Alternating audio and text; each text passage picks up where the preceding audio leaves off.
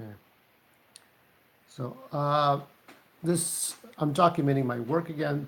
This is 1998, or of course it's 2018, so it's 20 years after the 20th anniversary of, well, whatever this work is. Update, as I'm shooting this live, I'm finishing Green Pueblo. Green Pueblo is the third part of the trilogy of great places. The first one was Grim Planet, which I started and completed in 2016. It's about East LA gangs and going from East LA gangs to the Grim Reaper and the symbolism of the Grim Reaper, and then how the Grim Reaper and an alien from another planet like ET, like extraterrestrial but evil, and how they go and conquer the world.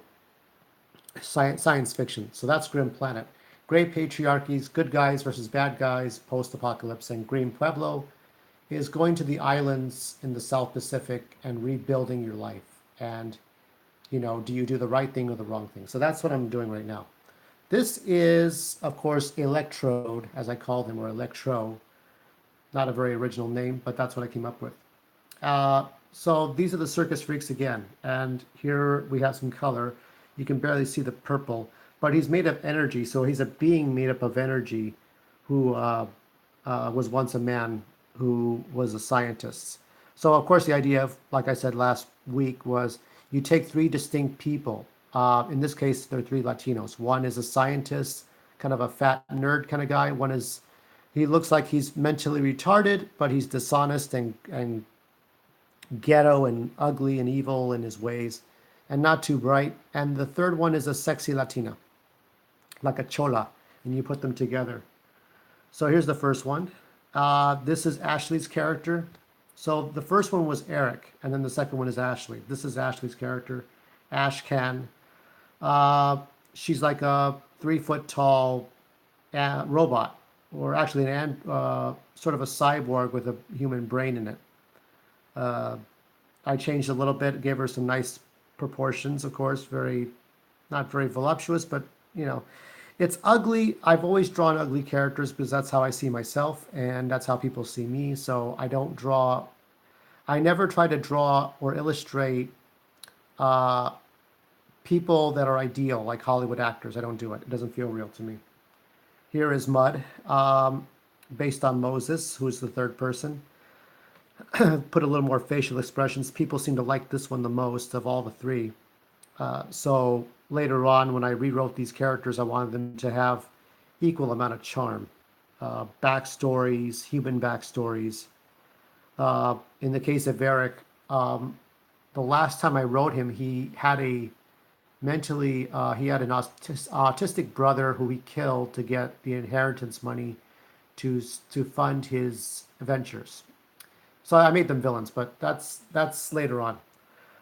In 1998, I took the Circus Freaks and kind of made them anti-heroes. So in this continuity, the Circus Freaks were humans who became creatures because of a scientist, and they were in hibernation for 75 years. When they woke up 75 years later, they were found by a circus troupe of people. Let me see what I got here. This is their arch enemy, Flesh Wound, who's just some thug who, like a biker thug who commits crimes. Of course, this is just the way I thought back then. I kind of just used, characters I saw in comic books and video games and just copied and pasted it. Like, not purposely flipped assets necessarily, but I just kind of like, in my mind at 20 years old, I was going through a lot. Problems at home, problems with family members. Don't speak to them much these days. So in this continuity, the Circus Freaks, Electrode, Ashcan, and Mud, they're all good guys that are trying to live these innocent lives, becoming these creatures, these non-human creatures, dealing with this villain here. I think they kill him by accident in the first time. I came up with storylines, comic book storylines, but I never really wrote them all out. This is Jelly. He was once a scrawny nerd who was experimented upon and became this 7 foot tall gelatinous blob of things with the long tongue. And he was just a big old bully, like the Thing from the Fantastic Four. So he was always a bruiser and a heavy and a bully and all that stuff. So that's the character I came up with. This is Razor. Now, kind of like Dr. Claw. If you remember Inspector Gadget's nemesis, you never saw his face. Razor was always intended to be a big WWE superstar, kind of ugly guy, but you only saw his hand, and you would have these razor blades stuck into his fingers and thumbs. That's sort of the character I came up with. That's what I wanted to do. I wanted it to be this very imposing figure.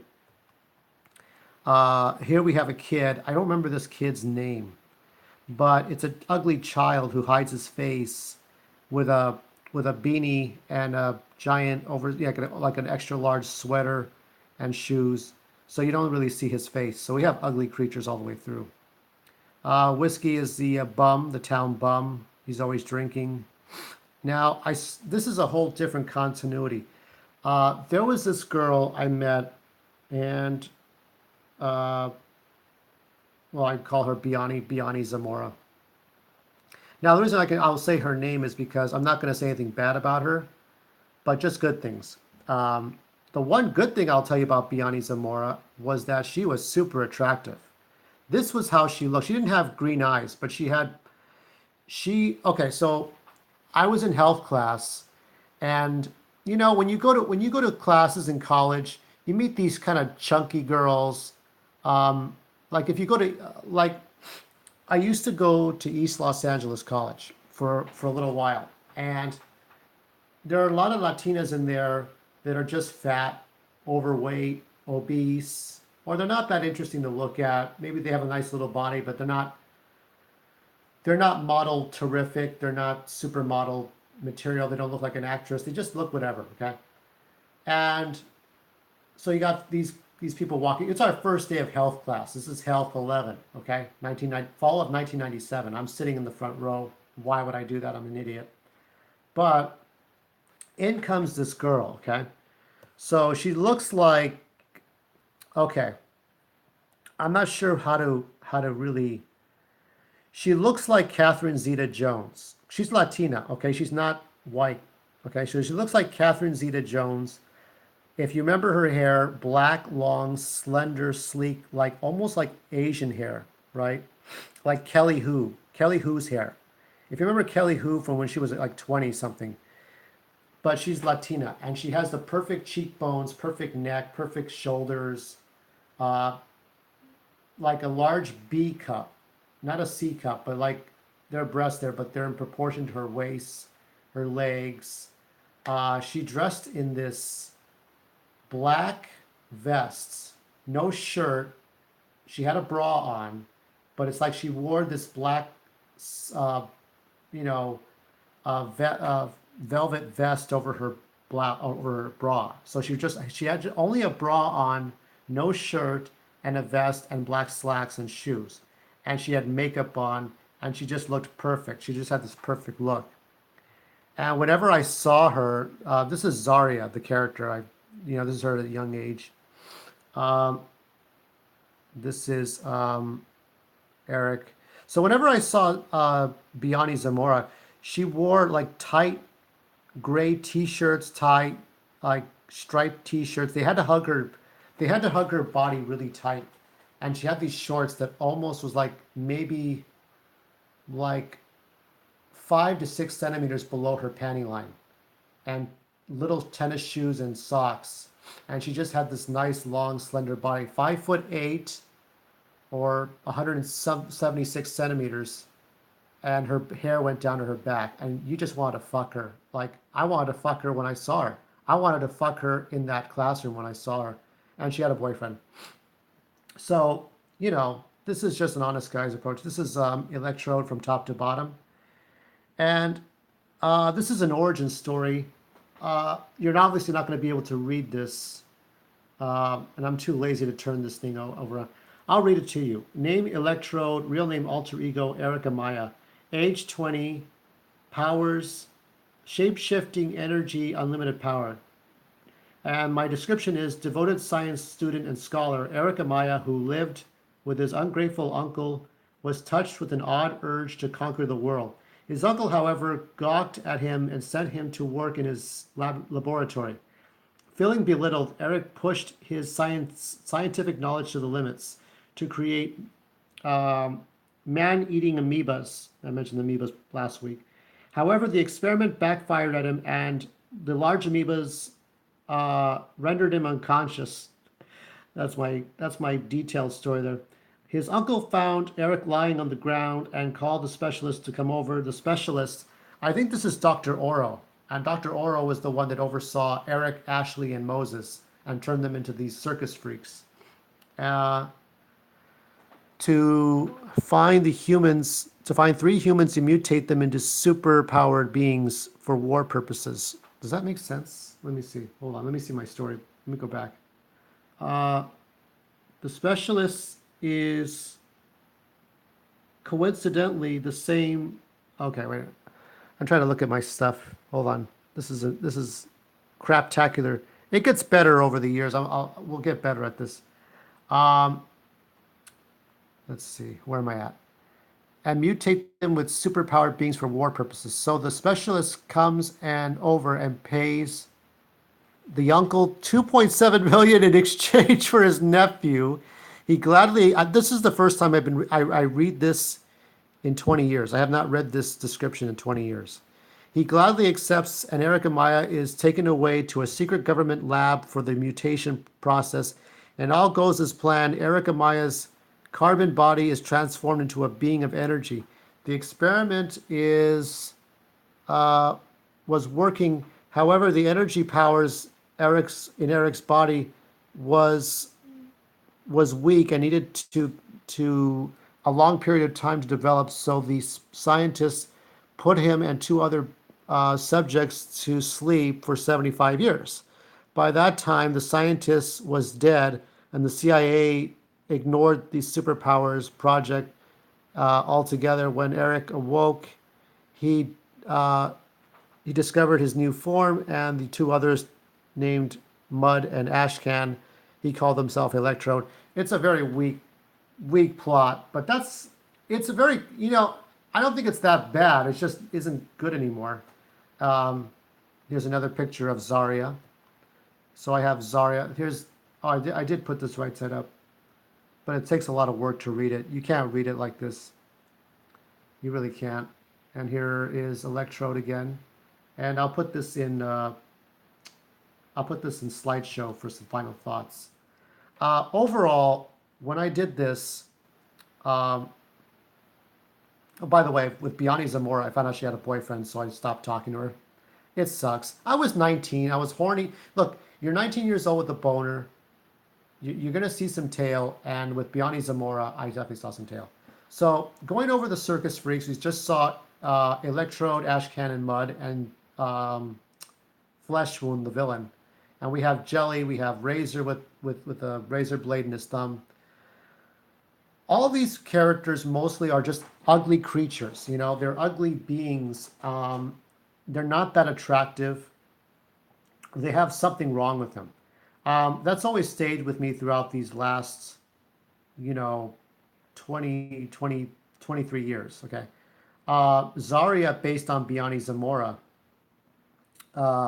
she's somebody that, by the way, I can't even find her online. So good luck with that, because I tried to find her online. That's why I'm even mentioning her name, because she might have changed her last name to a married name, and she may have gained weight. Biani Zamora may have gained 30 pounds. So you can't find her online, and really, that's all right. We didn't work out, but I still keep thinking about her in those short shorts, and she wore like cheerleader skirts, and it's like she just wanted to arouse somebody. She always wore, by the way, she wore those tight shirts and short shorts in fall weather. So you can tell I was very happy to see her every fucking Monday, Wednesdays, and Fridays. So yeah, we have the Circus Freaks, and we have all these different creatures. I was doing cross hatching for my details. I was taught in art class to use cross hatching as a design. And once in a while I use this now, but I don't use it as my main thing. You know, you just use the lines to give a good detail. Um, I just kind of do what I want as far as medium's concerned. I don't have a one a stable way of drawing, but I try to find new ways. Um, this Zaria character had a spandex costume in 1999, but I'll show that, of course, next week. What this was for me was a learning experience and just drawing attractive women. But again, this was not based on a Hollywood actress. This was based on a girl I met and the ideal girl I wanted. So um, a lot of good ideas came out of this. I am very attracted to brunettes with vanilla cream skin and green eyes. Um, that's my thing. I'm into that. Okay. Every man draws. I'm sure. Look, here's gonna be an ugly thing on the set. Okay, William Martin Molston, I think I'm saying his name right, and H.G. Peters or Harry Peters came up with Wonder Woman 70 years ago, 75 years ago.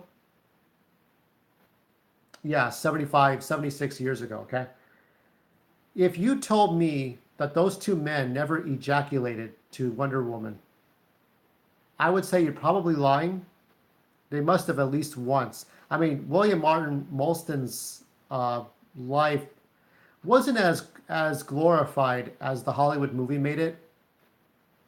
Was it Harry Molston and the Wonder Woman? I don't think it was as glorified as that, but I mean, these weren't. I mean, he wasn't Santa Claus, and Harry Peters was sure as hell wasn't Santa Claus. So these two men created a brilliant character. They created the first true female superhero in Wonder Woman, but it was like they they had sexual hard-ons toward their own creations, and as I did here as well. Okay, um, you know, you draw a very attractive woman, you want somebody like that. You end up getting a lover bot. You end up going MGTOW, but that's just the reality of it. So this is her at a younger age, 15, 16, whatever. It's all fake. It's all fantasy. Okay. Um, and so with all these characters that I created, I just wanted to create different worlds, different environments, different things. Um, 1999 was the last year, or maybe I think even 2000 was the last year. But just going over these now, I'm very happy with what I've got. And next year we'll go into more detail about the circus freaks and their adventures and such and such. So I got to work on Green Pueblo. This is me signing out. Be kind, be cruel, but be yourselves.